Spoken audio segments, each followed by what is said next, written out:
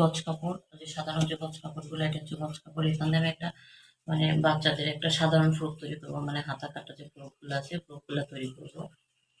আর এখানে আমি 2 গজ পরিমাণে কাপড় নিচ্ছি। 2 গজ পরিমাণে কাপড়ে যতটা ঝুল আসে ততটা পরিমাণে হচ্ছে আমি তৈরি করে নেব। গরমে বাচ্চাদের এই ধরনের ফ্রক জামাগুলো তৈরি করলে কিন্তু বাচ্চারা পরে অনেক আরাম পায়। আমার ভিডিওটা ফুললি স্কিপ না করে ফুললি কাটিং করা দেখবেন, তাহলে দেখা যাচ্ছে যে খুব তাড়াতাড়ি আপনারা শিখতে পারবেন। আমি কাপড়টা হচ্ছে ভাঁজ করে নিচ্ছি। এটা হচ্ছে খোলা সাইড, এটা হচ্ছে জোড়া সাইড। এইভাবে কাপড়টা ভাঁজ করে নেবো মাঝামাঝি। আমরা যেভাবে দোকানে কাপড় কেনা থাকে সেম ওইভাবে আমি হচ্ছে পুরোটা কাপড় ভাঁজ দিয়ে নেবো। এভাবে আমি ফুললি কাপড় ভাঁজ দিয়ে নিচ্ছি। প্রথমে হচ্ছে আমি বডি পার্টটা কেটে নিব। এখানে তো 2 ভাঁজ কাপড় আছে, তো এই কাপড়টা আমি এভাবে 4 ভাঁজ করে নিব। এখন আমি এখান থেকে হচ্ছে আমার বডি লম্বাটা নেব হচ্ছে 11 ইঞ্চি। এখানে আমি 1 ইঞ্চি